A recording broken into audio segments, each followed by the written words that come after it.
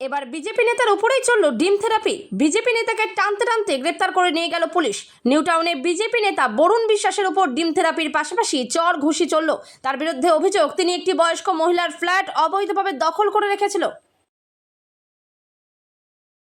ওকে ইয়ে দিই, ওকে বলতে কাকে দিয়েছে? এই বরুণ বিশ্বাসকে। আচ্ছা। বরুণ বিশ্বাসকে ফ্ল্যাটটা ভাড়া দিই।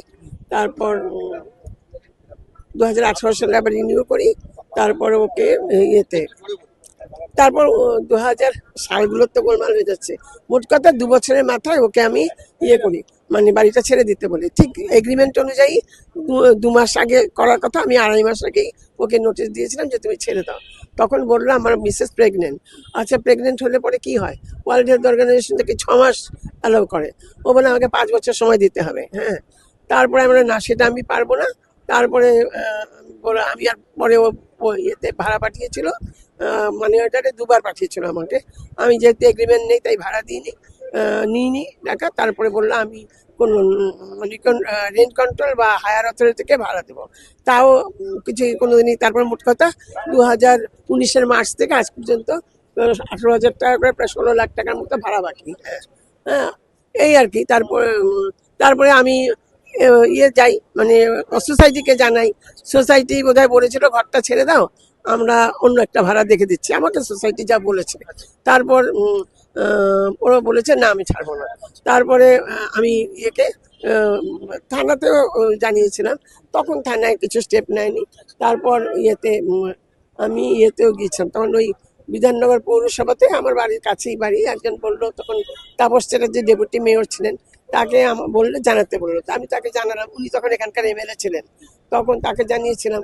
তখন তিনি বলেছিলেন করে দেবেন, কিন্তু শেষ পর্যন্ত কিছু হয়নি। হ্যাঁ, হয়নি। তারপর কেন হয়নি, কি বৃত্তান্ত আমি বলতে পারবো না। তারপর বাধ্য হয়ে আমি 2020 সালের ডিসেম্বর মাসে আমি কোর্টে যাই। কিন্তু আজকে 7 বছর ধরে কোর্টে দিনের পর দিন চলছে। একবার ওকে ওর ইন্টেনশনে ছেড়ে থাকা ছিল, 3 মাস ও কোর্টের কোনো হিয়ারিং অ্যাটেন্ড করেনি। তারপরে এক্সপার্টি করে দিয়েছিল। পরে গিয়ে আবার সময় চায়। তারপরে কোর্টে মানে যে ঝুলছে, কারণ কি জজ সাহেবদের প্রবলেম ছিল, তারা কেউ আসেনি, এইসব নানান রকম ব্যাপার ছিল, যে তখন থেকে ঝুলেই আছে আর কি ব্যাপারটা।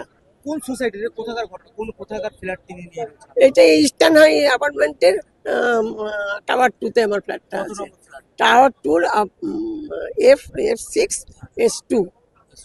আপনি এখন চাইছেন?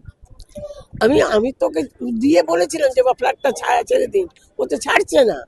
আর এতদিনের ভাড়া বাকি, ভাড়াটা তো বেড়েই যাচ্ছে, 1 নম্বর কথা। তাও দেয়নি, ফ্ল্যাটও ছাড়ছে। তার মধ্যে আমাকে মেনটেন্যান্স চার্জ সোসাইটির থেকে 3,42,000 টাকা মেনটেন্যান্স চার্জ চেয়েছে।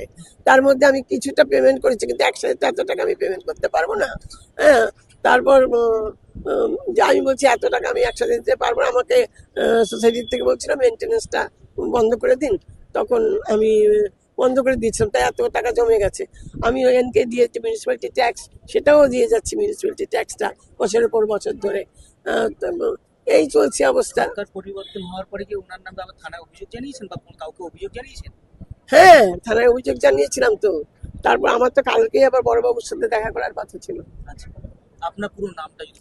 আমার নাম অনিতা ব্যানার্জি। আপনার আনুমানিক বয়স, মানে বয়স? আমার এখন সেপ্টেম্বরে 83 হবে। 83। সেপ্টেম্বর মাস। আপনি কে কে আছেন? আমার স্বামী তো 5 বছর ধরে টোটালি বেডরিডেন, মানে চলাফেরা কিছুই করতে পারেন না। এখন তো ইয়েটাও কম, বেমারিও নেই বলতে পারবেন। তারপরে আর আমার ছেলে আছে, আর মেয়ে বাইরে থাকে। আপনিও কি এখানে থাকেন? সরি লেখে থাকি, আপনি এখানে সবাই থাকে। এখানে থাকেন? ঠিক আছে, আপনার নামটা? আমার নাম অনিতা ব্যানার্জি। অভিযোগ এইখানে এক বয়স্ক মহিলা থাকতেন আমাদের এই ইস্টার্ন হাই কমপ্লেক্সেই। তো আজ দেখলাম হট করে তার সাথে এখানে বরুণ বিশ্বাসের কথা কাটাকাটি হচ্ছে। তো বরুণ বিশ্বাস হচ্ছে আমাদের এখানে খুব পরিচিত একটা চরিত্র, তোলাবাজি, নোংরামি, গুন্ডামি। সে তার দেখায় যে সে কোনো একটা নির্দিষ্ট পার্টির নেতা ছিল এক সময়, সেই পার্টি এখন আছে কি নেই ভগবান জানে, কোথায় আছে। তো সেই পার্টির নেতা থাকাকালীন ওনার যে ঘর আছে এখানে, ওনার একটা ফ্ল্যাট আছে, সেই ফ্ল্যাটটা লাস্ট 10 বছর ধরে উনি আছেন। 5-7 বছরের ভাড়া দেন না। 16 লাখ টাকা ভাড়া আছে। এই সোসাইটির মেনটেনেন্স আছে 3.5 লাখ টাকা, সেটাও দেন না।